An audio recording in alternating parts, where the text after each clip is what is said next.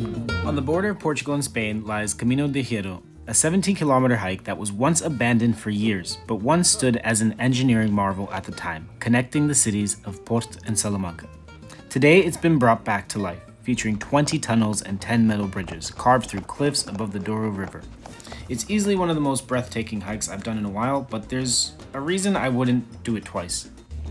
Alright, so today I will be going on a hike with my cousin, Fat, and Donald. To get here was no easy task. We left my cousin's hotel in Vila Viçosa at 3 a.m. and drove 4 hours directly up to Spain. Now, Vila Viçosa is a beautiful little town right on the Portugal and Spanish border, but we'll talk about that another day. Also, quick shout out to my cousin's boyfriend, Donald, for driving the whole time. Oh, wait. Oh. Awesome. We only drove in Spain for 3 minutes. Even though this hike is technically in Spain, we were in Spain all of 3 minutes coming here from my cousin's. Actually less. We drove in Spain negative time because the times went back. So by that I mean that Portugal is actually in a different time zone than Spain, so when you cross the bridge you are either going 1 hour ahead or 1 hour back in time. So you are actually time traveling here. Watch out there. The hike cost €8 and includes a bus ride back to the start, a flashlight, and a vest. There is a cafeteria at the start, but genuinely bring some water because there are no water stations on this 17-kilometer hike. And even though the cafeteria was supposed to open at 9 when the bus was leaving, it actually ended up opening a bit later, so you might miss it. So make sure you bring water. Today we are doing a trail run / hike. 17 kilometers because a cave is closed because bats are mating. I didn't sign up for that type of job. Alright, so let me just make this very clear. To me, I did it as a trail run. At first I was going to say, you know what, it's more of a walk than anything. A very, very, very incredibly long walk as you're just walking on railroad tracks. And I was going to recommend it as a trail run, but the more I thought about it, it actually is very prone to you twisting your ankle if you do that. So I would not recommend it as a trail run. And also you could just fall off one of these bridges. So I did do it as a trail run. Would I recommend it as that? No. And to me, Camino de Hierro is what I would consider a once in a lifetime type of hike. Would I do it again? No, but am I happy I did it? Absolutely, because the views are very stunning. So I will say this is a long hike. It's just one straight line. And it has been going. Already 2 kilometers in this tunnel. This tunnel is never ending. Okay, bear with me because Spanish is my 3.5 language.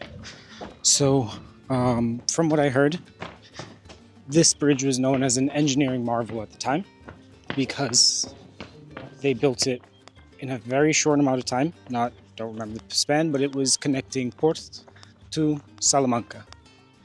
Porto in Portugal, Salamanca in Spain. And let's see what else I remember.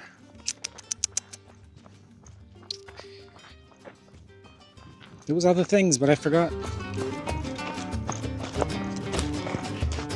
There are cows as far as the eye can see.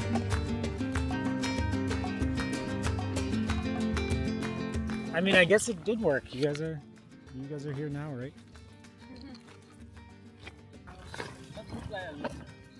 Where? It does look like a gecko. See that? Yeah. Climbing and you know. Throughout the span of time that the track was abandoned, people still hiked this routinely, which is incredibly dangerous as there was no maintenance before.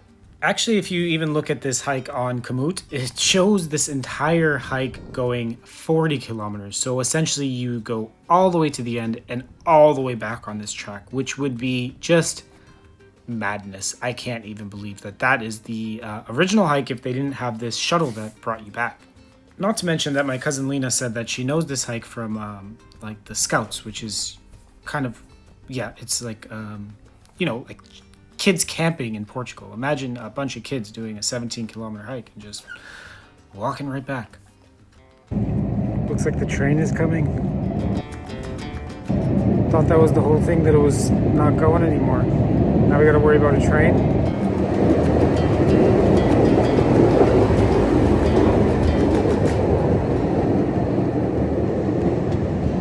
So the thing that just went past me was a train truck car, and she said that anytime if you get hurt, it'll pick you up, so no worries. They will figure it out. I like to read the little signs that you sometimes cross on these hikes, and one thing that I found pretty interesting is this valley follows the Águeda River, which eventually flows into the Douro, one of the major rivers in the Iberian Peninsula. For about 40 kilometers, the Águeda actually forms the border between Spain and Portugal, and for centuries this wasn't just a natural boundary, it was actually a contested frontier, protected by fortified towns like Castelo Rodrigo and Almeida. Especially during the Restoration War, which was when Portugal fought Spain in the 1600s to regain its independence, and this border became one of the main front lines. Not only that, it also states that there is so much prehistoric burial sites around here, dating over 4,000 years ago, which is absolutely insane to me. Sorry? So when the line was finally built in the late 1800s to connect inland Spain to the Atlantic through Portugal, it wasn't starting something new, it was the latest attempt in a much longer history of trying to move through the control of these landscapes, and was actually a big deal because, well, it shows how much Portugal and Spain have become a lot closer as time went on.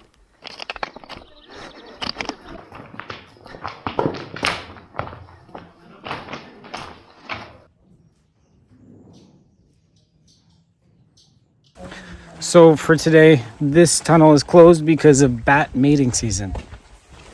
We don't want them to see them have sex. We don't want to see them have sex, so we go around. So because the bat mating cave was closed, you actually have to go around, and this is actually probably the only piece of the hike that I would consider a hike.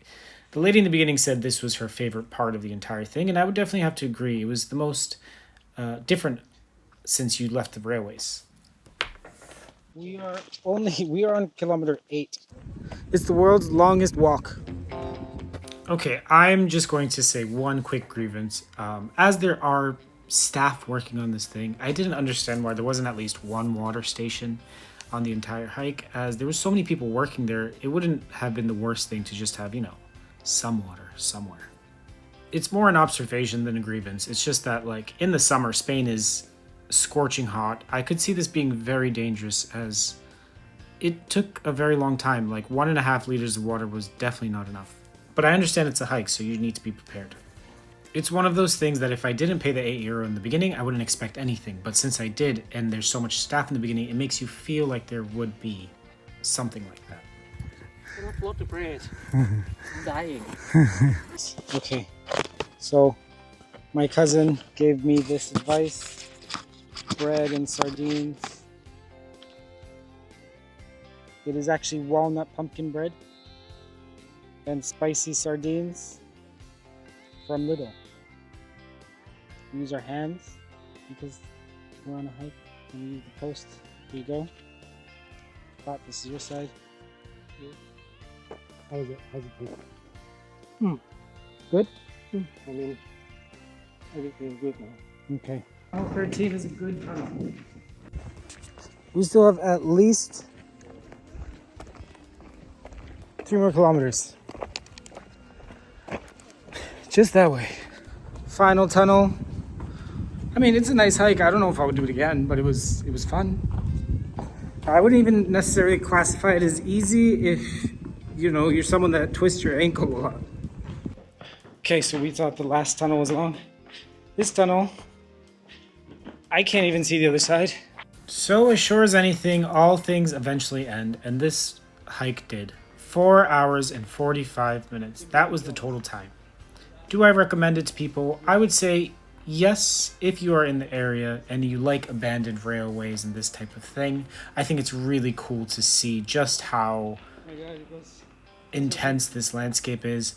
But keep in mind, you will be walking a very, very long time in a straight line. I'm going to be completely honest and say that I enjoyed this hike, yes. However, on the trail apps, it has about a 3.5 star, and I can kind of see it.